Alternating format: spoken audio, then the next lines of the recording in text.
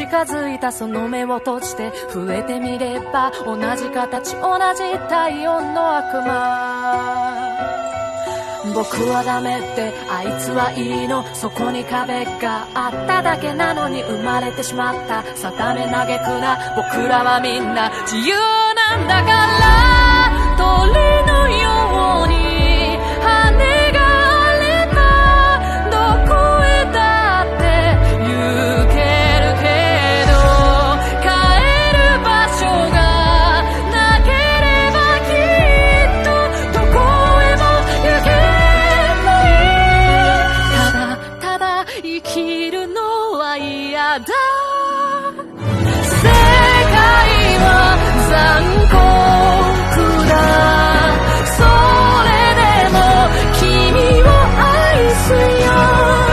何を犠牲にしてもそれでも君を守るよ。間違いだとしても疑ったりしない。正しさとは自分のことを強く信じることだ。